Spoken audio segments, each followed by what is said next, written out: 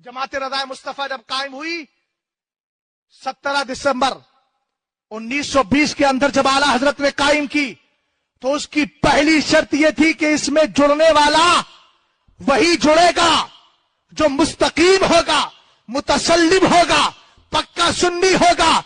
इसका मतलब यह है कि जब इस तहरीक के अंदर पहली शर्त ही यही है, सुन्नी होना चाहिए, तो जमात रज़ाए मुस्तफा से जुड़ जाओ। इसलिए कि जमात से जुड़कर खाली मेंबर नहीं बनोगे, तुम्हें जन्नत का मेंबर बना दिया जाएगा, तुम्हारा अकीदा महफूज हो जाएगा, तुम्हारी सुन्नियत महफूज हो जाएगी। इसलिए जमात से जुड़कर काम करो, इसलिए कि ये वो जमात है जिसमें शेर बे अहले सुन्नत है, सदरुल शरिया है, सैयद नईमुद्दीन मुरादाबादी सदरुल फाजिल है, बुरहाने मिल्लत है, मुहद्दिस आदम पाकिस्तान है, मुहद्दिस आदम हिंद है, और आगे बड़े सरकारे ताजे शरीयत है।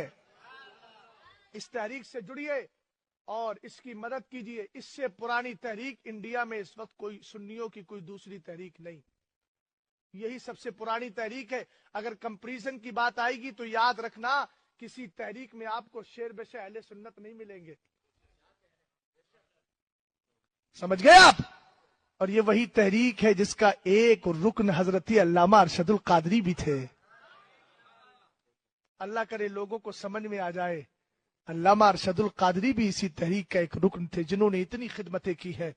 और तहरीक का मैंने मंसूब आपको पहली शर्त बता दी, सुन्नी से उल अकीदा। यह तहरीक बेफजलिही ताला, ये जमात 100 साल से जायद इसके हो चुके हैं। शुद्धि तहरीक के खिलाफ जिसने कदम उठाया था, गैर मुस्लिमों ने कहा था 4 लाख गैर मुसलमानों को गैर मुस्लिम बनाएंगे, और ये सबसे पहले हमला उन जगहों पर हुआ था जहां दीन की मालूमात बहुत कम थी। तो सरकार मुफ्ती आजम उठे थे, 5 लाख लोगों को दोबारा कलमा इस्लाम पढ़ा करके ये बता दिया था, मुस्तफा का दीवाना जिधर जाता है जमाना उसी तरफ हो जाया करता है।